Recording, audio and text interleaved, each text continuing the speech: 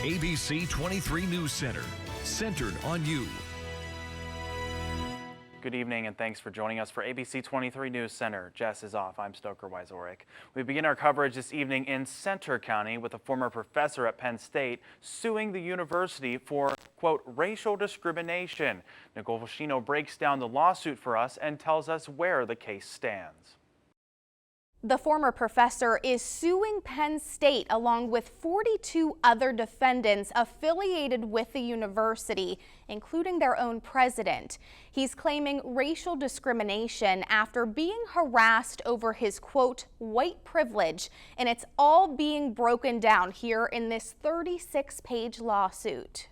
Penn State University is now the subject of a lawsuit. The plaintiff, Zach DePiro, a former assistant teaching professor of English and composition at Penn State's Abington campus outside of Philadelphia. Court documents show the 40-year-old is white with an Italian descent, with one of the defendants calling him, quote, the embodiment of white supremacy. The lawsuit states DePiro rejects Penn State's, quote, race-based and racist approach to teaching and evaluation, described by saying in the lawsuit, quote, they do not expect Black or Hispanic students to achieve the same mastery of academic subject matters as other students, and therefore insist that deficient performance must be excused. Accurate assessment of abilities, if it happens to show disparate performance among different racial groups, is therefore condemned as racist. The lawsuit proceeds to outline a number of instances where DePiro felt harassed because of his racial background as white.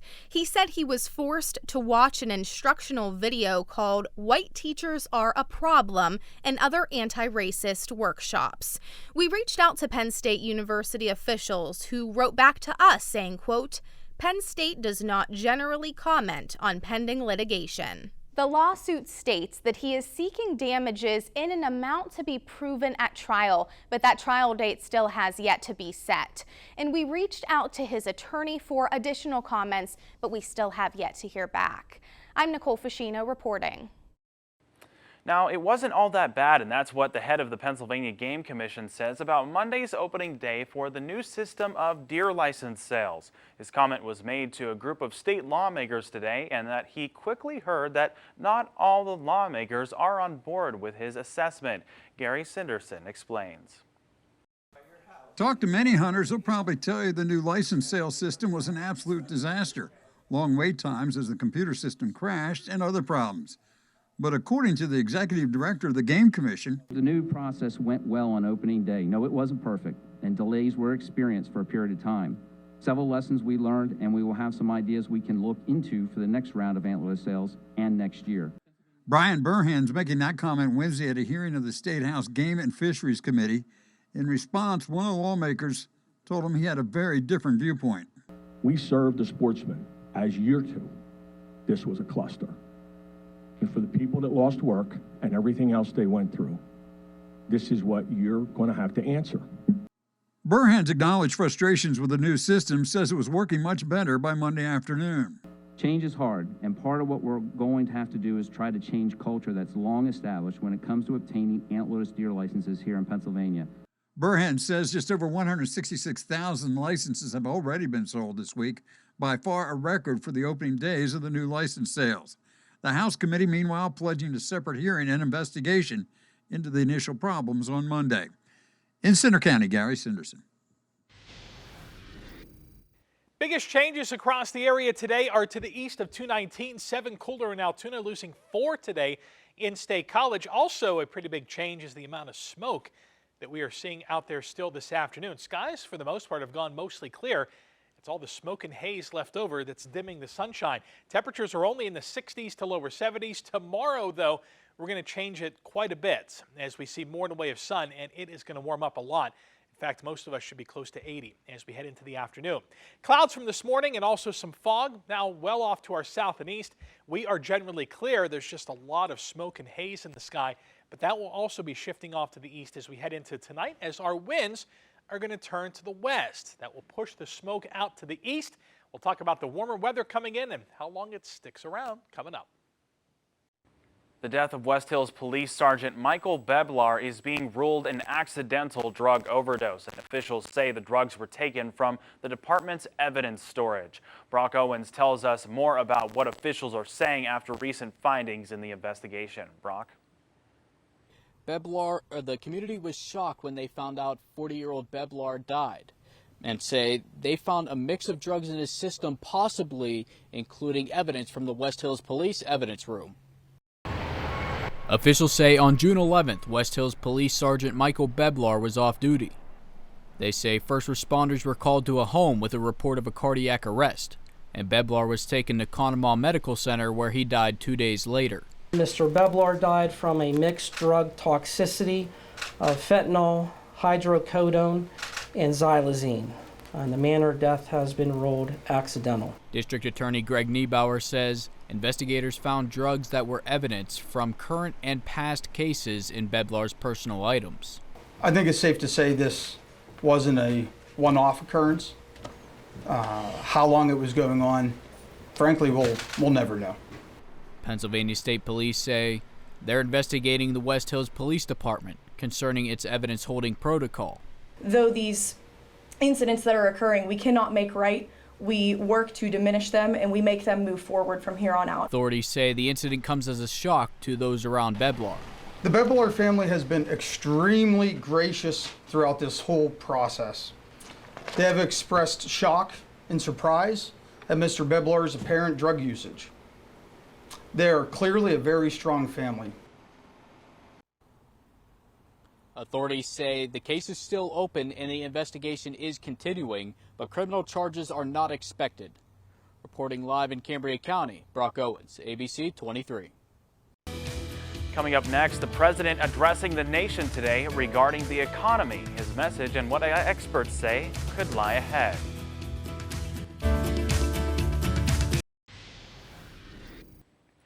President Joe Biden delivering an address today on the economy, promoting what the White House is referring to as Bidenomics.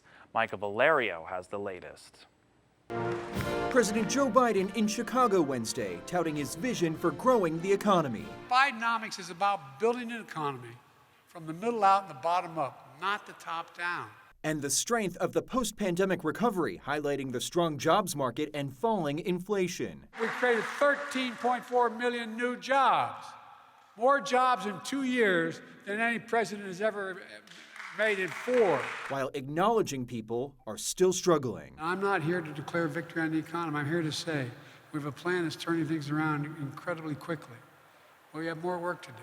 The president's optimistic outlook, however, is not necessarily in line with how Americans feel. There is essentially something in this economy for everyone, and that can inform a lot of arguments that may be diametrically opposed to one another. A May CNN poll revealing 66% of Americans disapprove of the president's handling of the economy as financial indicators continue to send mixed messages. On the one hand, for example, you have a high level of job cuts and layoffs. On the other hand, you still have a close to historically low unemployment rate. Federal Reserve Chair Jerome Powell signaling Wednesday more rate hikes lie ahead. What you see is stronger than expected growth, a tighter than expected labor market, and higher than expected inflation. So that tells us that although policy is restrictive, it may not be restrictive enough. More aggressive action from the Fed could still lead to a recession. What form it will take remains unclear. I'm Mike Valerio reporting.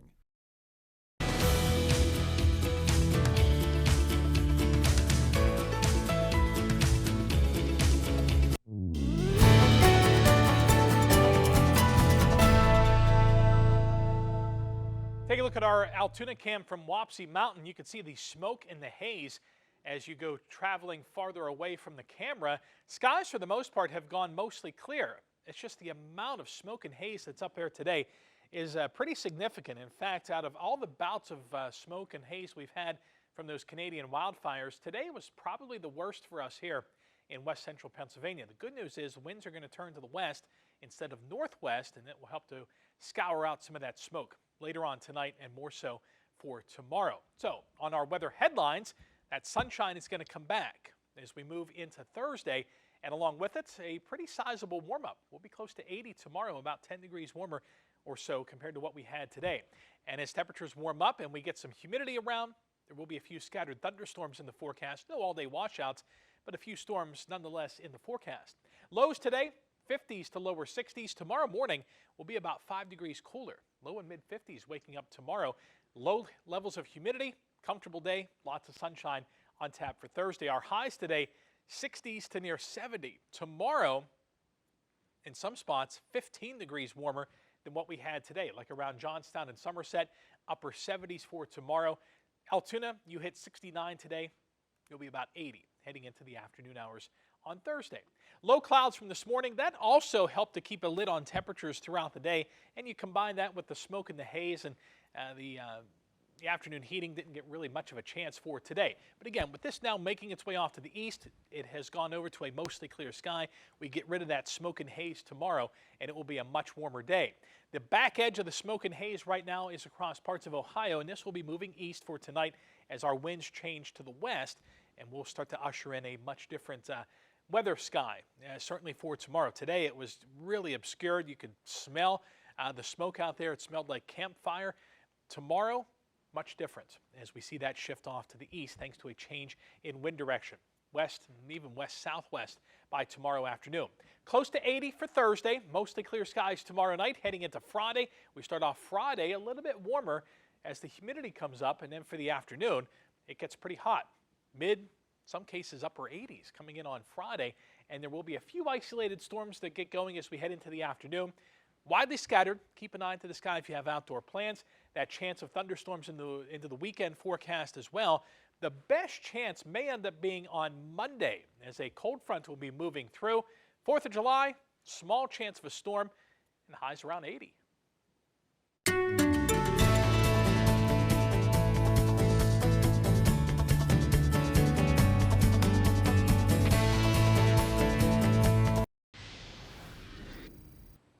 Extreme weather combined with other factors is snarling air travel ahead of the July 4th holiday, leaving thousands of passengers stranded at airports, in some cases hundreds of miles from their destinations, and in many cases without their luggage. Laura Aguirre has more as the country's transportation secretary weighs in. Now, you can't control the weather. We've had very tough weather the last few days.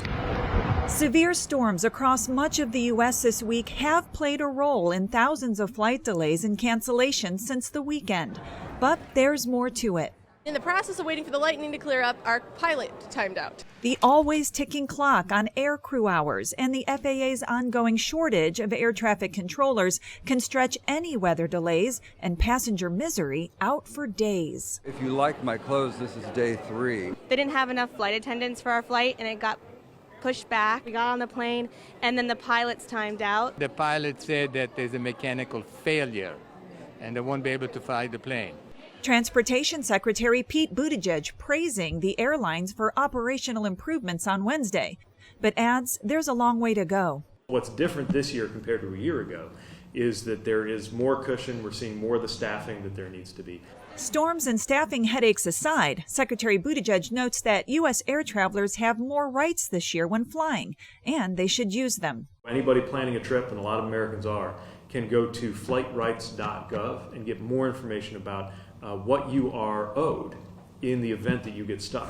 That may still not be enough for some frustrated flyers. We're going to drive to Minneapolis because they can't get us out until Friday at the earliest. I'm Laura Aguirre reporting.